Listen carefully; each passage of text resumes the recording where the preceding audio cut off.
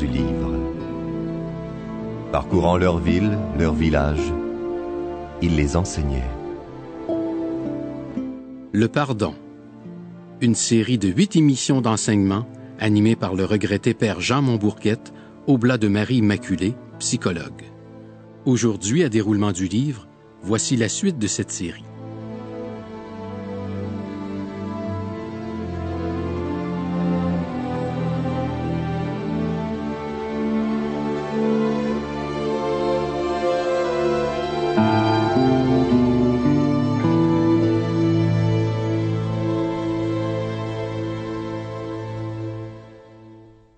Aujourd'hui, nous allons attaquer un thème extrêmement important dans la dynamique du pardon chrétien. Et ce thème, c'est le suivant. C'est comment se pardonner à soi-même. Comment recréer en soi l'harmonie qui a été perdue au moment de l'offense. Nous sommes donc dans cette série de rencontres pour se guérir intérieurement, pour se renforcer de telle manière qu'on puisse envisager notre offenseur, le comprendre et éventuellement lui pardonner. Nous accomplissons donc cette tâche psychologique de rétablir en soi l'équilibre. Je n'aime pas beaucoup l'expression « se pardonner ». Ça voudrait dire qu'il y a une partie de nous qui est supérieure à l'autre et qui pardonne à l'autre. J'aime beaucoup plus l'expression « recréer l'harmonie en soi ». Parce qu'au moment d'une offense, d'une insulte, d'une trahison, d'une infidélité, d'une frustration par rapport à quelqu'un que l'on aime bien, il arrive en nous une division. On devient divisé. Il y a une partie de soi qui devient victime. Il y a une autre partie de soi qui a tendance à imiter l'agresseur. Et on continue dans la vie avec cette partie de soi qui est victime, qui se laisse victimiser. Et même soi-même, on continue de s'accabler et de se rendre encore plus victime. Et il y a cette autre partie de soi qui est un peu polluée par l'agresseur et qui soit nous agresse intérieurement ou a tendance à déplacer son agressivité sur les personnes qui nous entourent et souvent sur les personnes que l'on aime bien. Alors, comment sortir de cette division interne, de cette guerre interne qui nous accable, qui prend notre énergie, qui réduit nos possibilités de développement? Alors, le travail que je vous propose, c'est d'être capable de refaire l'harmonie intérieure. Et c'est une des étapes les plus importantes dans la guérison du pardon. Pouvoir réunir ces deux parties de soi qui se combattent intérieurement, en arriver à ce que les deux parties changent leurs attitudes, changent leur comportement, et au lieu de se combattre, puissent s'unir, puissent s'intégrer pour le développement de votre personne. Au moment de l'offense, il y a un côté de soi qui est victime. Et c'est une victimisation qui est réelle. Mais par ailleurs, cette partie-là a tendance à se détacher et à exagérer l'impact de l'offense et de se cantonner dans un état de victime. Le moment de victimisation devient une attitude dans la vie. Comment reconnaître que nous avons été blessés et victimisés sans devenir une victime dans nos relations personnelles, une victime par rapport à la partie dominante de soi-même? Oui, notre sensibilité, notre émotivité a été touchée et même traumatisée. Il est nécessaire de le reconnaître, qu'il y a cette partie de soi qui a été atteinte. Il y a une partie qui est vulnérable. Et cette partie-là demeure vulnérable, demeure blessée. Par ailleurs, il y a une autre partie de soi, lors de la blessure, qui a tendance à se durcir. Et on voit souvent les personnes qui ont aimé profondément, qui ont été trahis dans cet amour-là, de devenir des personnes dures, insensibles, des personnes qui ne veulent plus aimer parce qu'ils ne veulent plus souffrir. Alors, c'est l'autre partie de soi. C'est ce que je pourrais appeler l'agresseur en soi.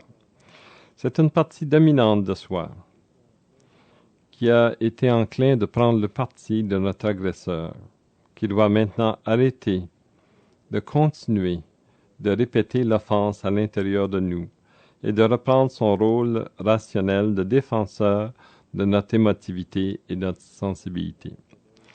Il y a quelque temps, j'avais une femme dans mon bureau qui se disait « Ah, que je suis niaiseuse ». Et elle répétait le mot « niaiseuse » à plusieurs reprises. Et il y avait un certain ton lorsqu'elle prononçait ce mot. Et je lui ai demandé « Madame, qui vous a dit que vous étiez niaiseuse ?» Et elle a été bien étonnée par ma question et elle a dit « Mais personne. » J'ai dit « Pensez bien, il semble que quelqu'un vous a dit que vous étiez niaiseuse parce que vous vous répétez ce blâme à l'intérieur de vous. Vous vous donnez ce nom à l'intérieur de vous. Il y a une certaine tonalité qui ne vous appartient pas. » Et à ce moment-là, elle dit « Oui, je me rappelle, c'est mon mari. Lorsqu'il m'a divorcé, il m'a dit « Je m'en vais parce que tu es trop niaiseuse. » Et à ce moment-là, la personne avait pris ce mot-là et continuait de s'agresser intérieurement. Elle s'agressait intérieurement et elle ne se rappelait plus que c'était pas le mot niaiseuse, pas elle qui l'avait prononcé, mais c'était quelqu'un de l'extérieur qui lui avait donné ce nom-là. Et surtout lui avait dit ce nom-là dans un moment de grande émotivité, dans un moment pénible. Et c'est là qu'on est plus sensible, on est plus susceptible d'être atteinte ou atteint. Alors, le travail dans notre démarche de pardon, c'est de refaire l'unité entre la victime et l'agresseur, de faire en sorte que les deux parties arrêtent de s'agresser, puissent vivre en harmonie l'une avec l'autre. Et je vous propose un exercice qui est simple. Si vous voulez, vous allez vous prendre votre main droite et ouvrir votre main droite et la regarder. Et souvent, la main droite, c'est la partie dominante. C'est la partie de soi qui nous protège. Et lors d'une offense, d'une blessure, c'est souvent cette partie dominante qui adopte un comportement agressif. Alors, voulez-vous regarder votre main droite ouverte et regardez bien cette partie-là qui est dominante, qui a tendance à chercher votre perfection, qui a tendance à chercher votre bien. Et c'est cette partie-là qui a tendance à s'identifier à l'agresseur qui est en vous. Regardez-la bien. Et voulez-vous, vous allez lui demander, est-ce que tu serais prête, cette partie-là, est-ce que tu serais prête à changer d'attitude et de comportement vis-à-vis de moi? Je sais que tu veux mon bien.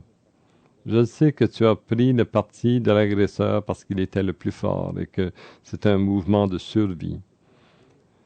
Je voudrais que peu à peu tu changes cette attitude agressive à mon égard et que peu à peu tu apprennes à me traiter avec douceur. Si vous voulez, maintenant, vous allez regarder votre main gauche. Et regardez, souvent le côté gauche, c'est le côté sensible, c'est le côté vulnérable, c'est le côté qui est affectueux, qui souvent a été blessé. Regardez bien votre main gauche.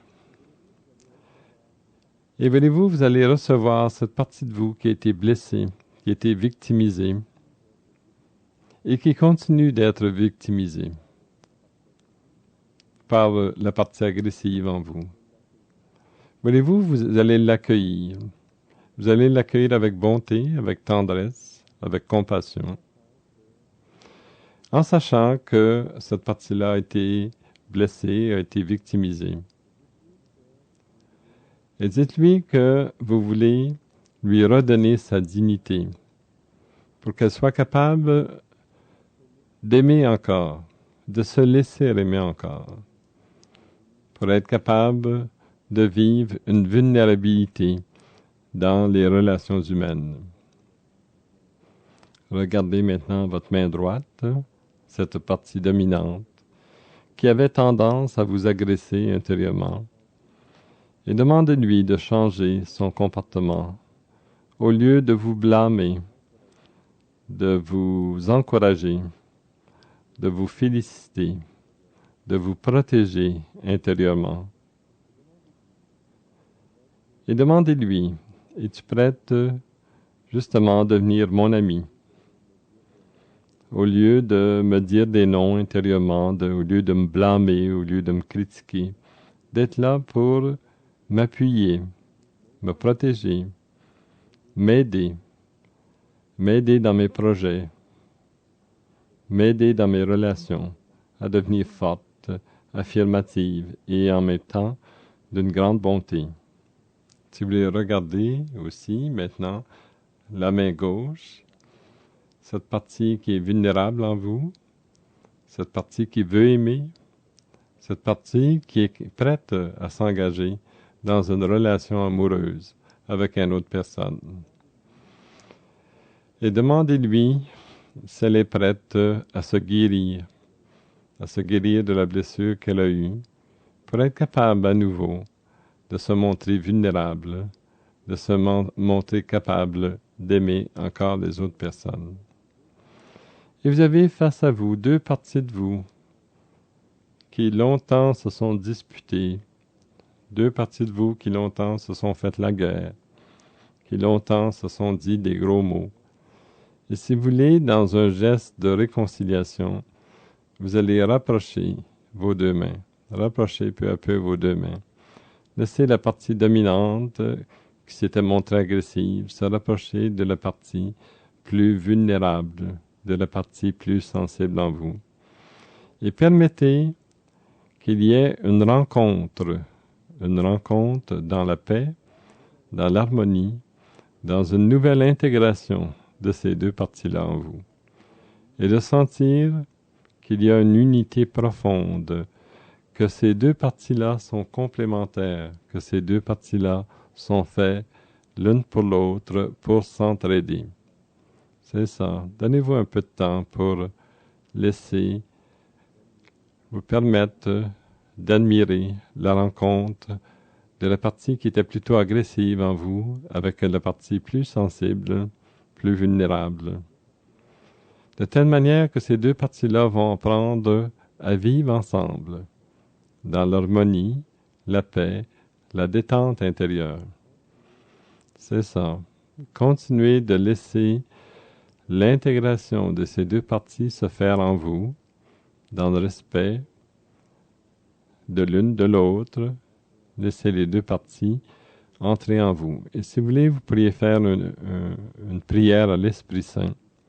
L'esprit d'unité, l'esprit de chaleur, l'esprit de collaboration, afin que ces deux parties-là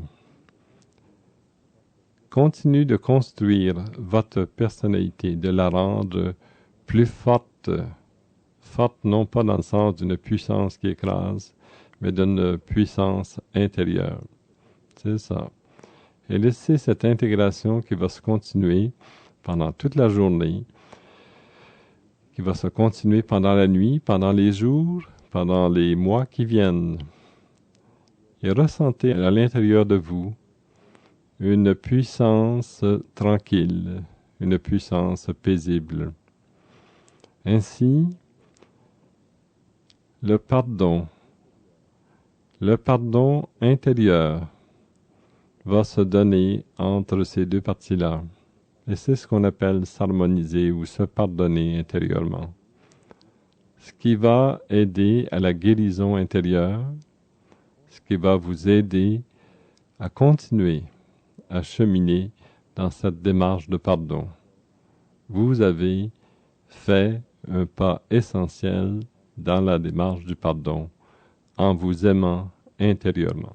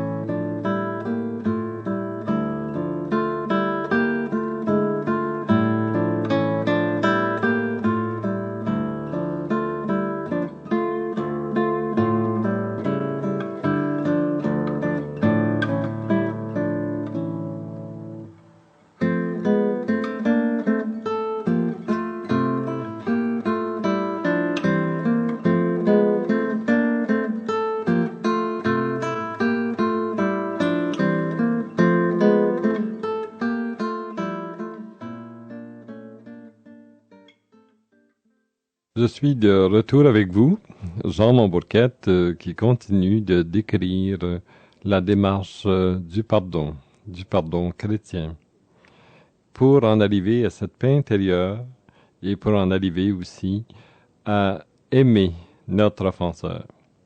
Mais c'est sûr que aimer notre offenseur ne se fait pas du premier coup, et j'aimerais avec vous décrire la 7e étape que j'utilise dans mon livre Comment pardonner et dans mes thérapies avec les personnes.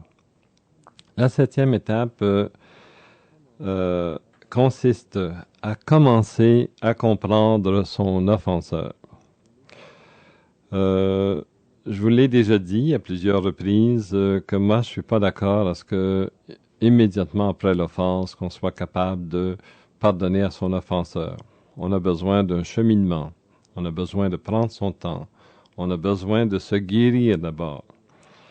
Et à la dernière étape, nous avons créé cette harmonie intérieure qui nous rend plus forts, ce pouvoir paisible, cette capable de s'estimer soi-même au lieu de se combattre.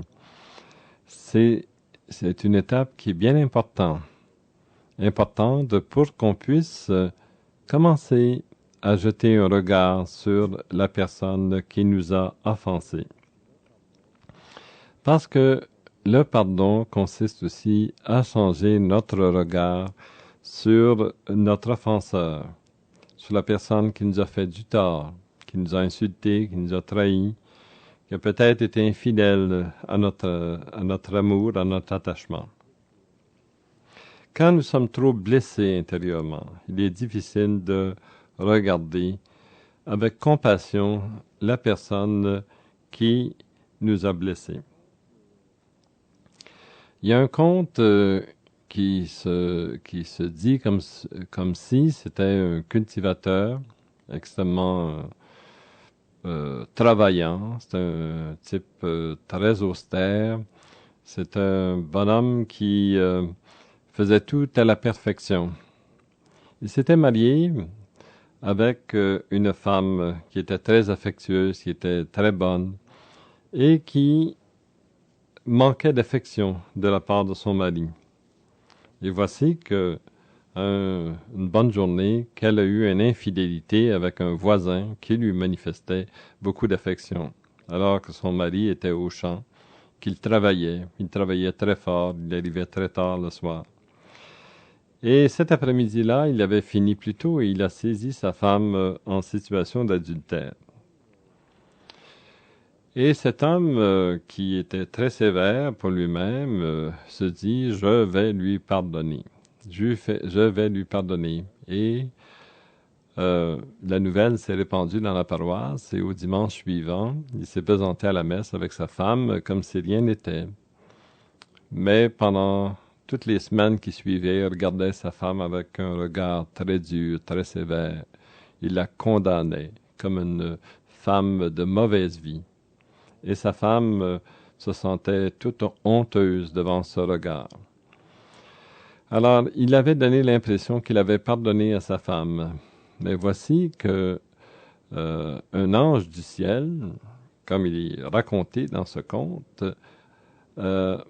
le rencontre dans son champ et lui dit « Peut-être que tu peux tromper les gens, que tu as pardonné à ta femme, mais vraiment tu lui as pas pardonné et tu as un regard sévère et dur contre elle. Et c'est pour ça qu'à chaque fois que tu regardes ta femme avec méchanceté, je t'envoie un caillou dans le cœur et tu sens un pincement. » Alors l'homme s'est fâché contre l'ange et lui a dit « Est-ce que toi, tu peux faire en sorte que l'infidélité n'ait pas eu lieu? Ma femme est une femme de mauvaise vie. » Et là, il a ressenti un pincement au cœur et il lui a dit « Toutes les fois que tu juges ta femme, je t'envoie un petit caillou dans le cœur. » Il dit « Qu'est-ce que je dois faire? » Il dit « Commencer à changer ton regard vis-à-vis de ta femme. Au lieu de voir ta femme comme une pécheresse, regardez ta femme comme une femme qui avait besoin d'affection.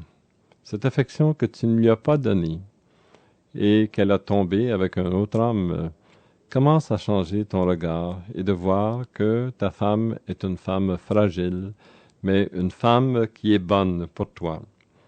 Et c'est là que peu à peu, d'après le conte, le cultivateur a commencé à regarder sa femme d'une autre manière. Au lieu de la voir comme une femme méchante, la voir comme une femme faible et une femme qui a besoin d'affection. Et c'est peu à peu que son cœur a changé et que son cœur est devenu moins lourd et qu'il y a eu moins de cailloux qui ont été lancés par l'ange à l'intérieur de lui. Alors, cette petite histoire nous fait dire que pour pardonner, il faut changer son regard sur la personne qui nous a blessés. On a tendance à voir cette personne-là comme une personne méchante, comme une personne qui a des mauvaises intentions. On lui prête de mauvaises intentions. Et on craint que cette personne-là recommence ses affronts, ses insultes, ses trahisons vis-à-vis de nous. C'est pourquoi il y a un gros travail à faire pour en arriver à changer notre regard, de regarder cette personne-là avec des yeux neufs. Oui, elle nous a causé du tort. Oui, elle nous a fait mal. Oui, elle a été injuste vis-à-vis de nous. Mais en même temps, on peut se dire que c'est une personne qui peut changer, qui peut évoluer, et que c'est pas nécessaire de la garder toujours au moment de l'offense, et de la considérer comme une personne qui ne pourra pas évoluer et grandir dans sa vie. Et si vous avez la foi de considérer aussi que cette personne-là est un fils ou une fille de Dieu, et qu'éventuellement la grâce pourra l'aider à changer intérieurement. Ça va nous aider, ça, à changer notre regard vis-à-vis de cette personne-là. Il y a quelque temps, j'avais lu dans un volume que pour changer notre attitude vis-à-vis de la personne qui nous a offensés, c'était de s'identifier à elle, c'est-à-dire de rentrer dans sa peau, de se mettre dans ses souliers, et de nous expliquer pourquoi elle nous avait offensés, pourquoi elle nous avait fait du tort et du mal. Alors, j'avais eu une vieille blessure que je commençais totalement guérie. Et à ce moment-là, j'ai dit, tiens, je vais faire l'exercice. Je me suis mis dans la peau de cette personne-là qui, à mon point de vue, m'avait beaucoup blessé. Et j'ai commencé à écrire pour me dire, comme étant dans la peau de cette personne-là, pour me dire pourquoi elle avait agi de cette manière-là. Et j'ai été surpris, parce que je me suis mis à écrire, et j'ai écrit, en quelques minutes, j'ai écrit 4 pages où elle m'expliquait ses motivations pour m'avoir fait un tel tort. Je dois vous avouer qu'après avoir écrit pendant ces quelques minutes, j'ai eu un net changement de vision de cette personne-là. Au lieu de la considérer comme une personne vraiment méchante, je l'ai considérée comme une personne faible, je l'ai considérée comme une personne qui se défendait d'une certaine manière, qui essayait de survivre, et c'est pour ça qu'elle m'a offensé de cette manière-là. Il est donc possible d'évoluer dans notre idée sur notre offenseur. Une fois à la suite d'une de mes conférences sur le pardon, il y a un entrepreneur en construction qui est venu me rencontrer. Et il m'a dit que lui avait pardonné à son ancien associé, qui l'avait conduit sur le bord de la faillite. Son ancien associé l'avait volé à plusieurs reprises, de telle manière que l'entreprise était presque en faillite. Il m'a révélé qu'il avait souvent dit à Dieu cette prière. « Ô Dieu, je ne comprends pas pourquoi mon partenaire m'a fait tout ce tort, tout ce dommage, mais toi, tu le connais. Et tu le connais assez bien dans toutes ses motivations profondes. Tu sais pourquoi il m'a fait un tel tort. Et ça me suffit que toi, tu le connaisses si bien. »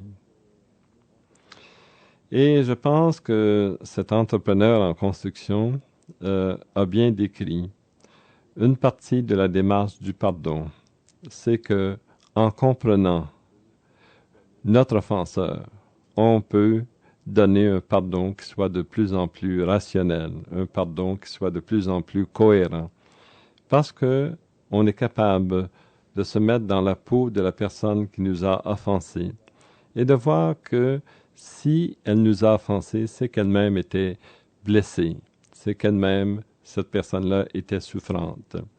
Et c'est peut-être pour ça que Dieu pardonne tout, parce que Dieu nous comprend totalement.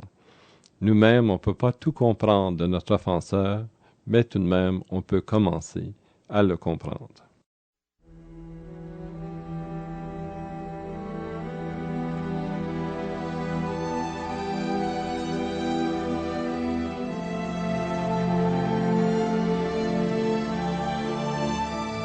À déroulement du livre, vous venez d'entendre un enseignement du regretté Père Jean Montbourquette, Oblat de Marie Immaculée, psychologue.